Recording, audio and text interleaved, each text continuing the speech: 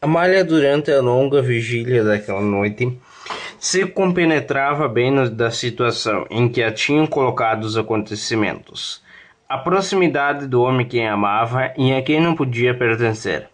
A facilidade de vê-lo a cada instante involuntariamente, ou a casa onde habitava, essa certeza de sua presença ali alguns passos delas, era um suplício cruel. Cumpria quebrar de uma vez esse elo material, já que não podiam unir-se pelos vínculos da alma.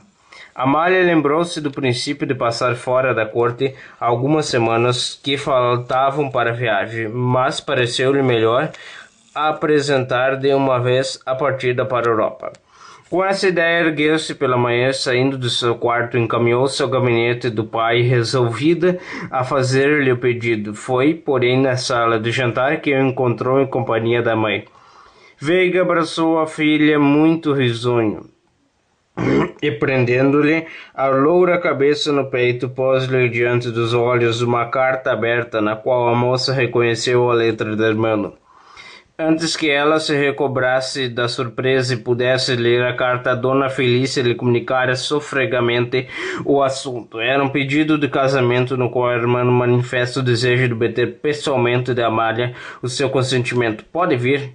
perguntou o pai da Amália depois de essa acabou de ler a carta. "Ainda não", respondeu Amália agitada. "Quando?"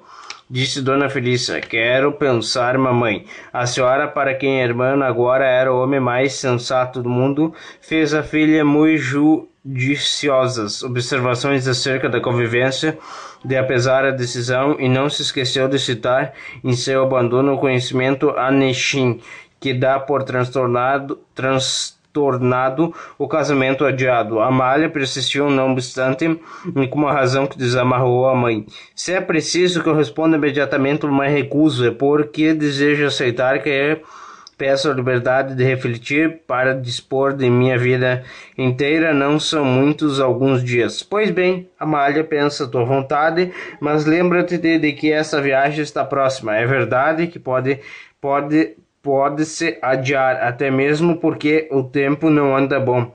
Tem havido tantos temporais." "Quem disse, Sr. Veiga?" "O capitalista que lia os jornais e levantou os óculos para observar. Mas o câmbio é ótimo. Aí não devemos perder esta ocasião."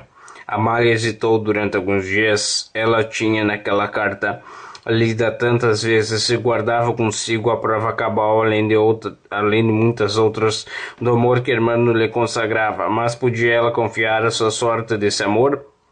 Hermano era uma alma nobre, um caráter leal, incapaz de iludi-la. Não duvidava dele, mas duvidava de si. Receava não ter força para dominar e possuir esse coração generoso, arrancá-lo ao passado que lhe se haviam sepultado e ressuscitá-lo à felicidade. Ela acreditava que o marido de Julieta ainda amava a primeira mulher e vivia de sua lembrança. Mas esse afeto de além-túmulo não podia encher sua existência e por isso daquela alma rica de paixão, a mocidade se desprendia de sua idolatria para buscar no mundo uma expansão, um sentimento que se nutrisse. Nesse impulso, Hermano se lançara na realidade, fascinado pela beleza da desconhecida. Mas, em breve, a ilusão desvanecera-se. O homem, regenerado pelo amor casto de Julieta, não podia corromper-se numa ligação impura. Passado a alucinação, tornara ao seu culto. Foi então que ele, despertado pela recordação da mulher e crendo em mim, outra Julieta, começou a amar-me. Pensava amar-lhe e talvez esse amor o tenha salvado, dando-lhe forças para reabilitar-se. Sem ele, sem afeto que o abrigasse e amparasse, não se deixara dominar ainda pela beleza fatal daquela mulher, ou de outra como ela, e poderá reerguer-se daquela nova queda? A moça decidiu então na generosidade de seu amor votar-se à guarda e armindo deste homem infeliz para a exuberância de sua alma. Mas seu amor que inspirei e que ele sinceramente acredita sentir por mim não foi mais do que um capricho efêmero, um reflexo apenas da paixão que tem por Julieta? Quando dissipar seu encanto, não perdoará por ela ter profanado o culto da esposa e rompido para sempre o elo que pretendia a primeira e única mulher amada? Não terei eu sacrificado a minha vida, não para dar-lhe a felicidade, mas para fazer a sua desgraça? E era esse o grande problema de seu destino. Amália bem o compreendia e, sem deliberação para resolver por si, deixava isso ao tempo, esperando uma inspiração do céu. Entretanto, passavam os dias, aproximava-se a época da viagem, e talvez fosse o melhor e único desenlace. Toda essa hesitação bastou um olhar para dissipá-la. Amália, indo com a mãe à cidade, encontrou o irmão e não pôde resistir ao gesto de doce resignação com quem ele a saudou. É meu destino, pensou a moça, o meu e o seu. Rompendo o cumprimento, parando para falar-lhe, e na despedida do apertar a mão, disse: até a noite.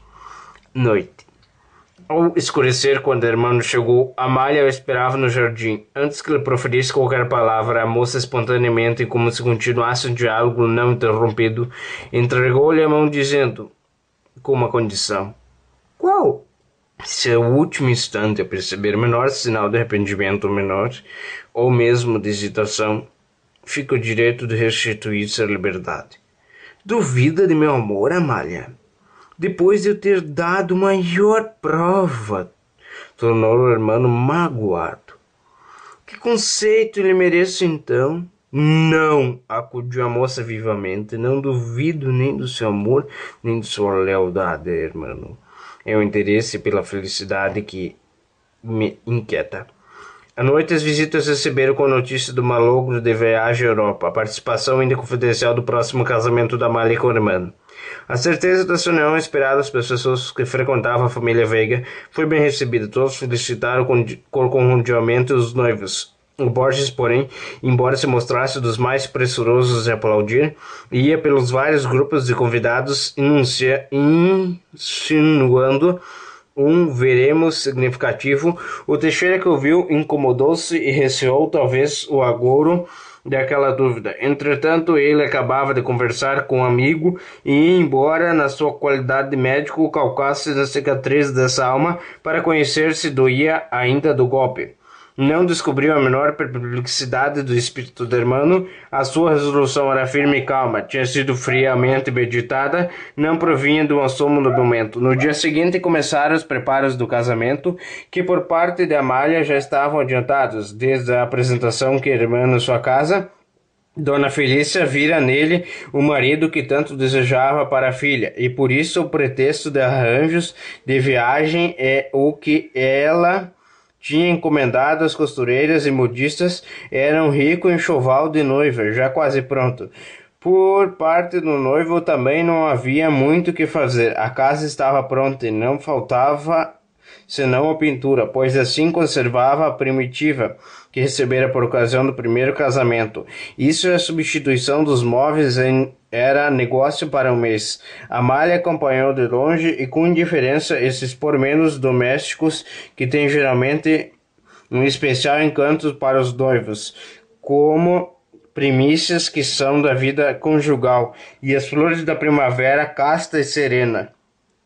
A moça tinha para preocupação mais séria que absorvia a solicitude, observava o noivo, estudava a alma, atentava ao menor sintoma de desfalecimento, de porventura se mantivesse na sua resolução. O que ela temia sobretudo era um erro fatal. Se depois de unidos para sempre a sua alma separasse de mim, eu seria um obstáculo, um tormento para sua existência. Longe, nunca mais deixará de amar-me. Entretanto, como meu marido pode até odiar-me. Esta reflexão íntima revela o que se passava em Amália. O seu tempo de noiva para com as outras é ídolo. suave com amor partilhado, para que era cheio de inquietações, de sustos e de graves pensamentos. Ela velava sobre seu futuro, guardando-se por mais tarde gozar sem receios da sua felicidade, se Deus o abençoasse. Poucos dias antes de sua época marcada para o casamento, Dona Felícia, a pedido do noivo, fez com que a filha, numa visita à casa, se achasse preparada. Nessa ocasião, Amália foi assaltada por uma ideia que ainda não tinha ocorrido e que fez-a estremecer. A mãe falara ao seu tocador em o quarto do dormir.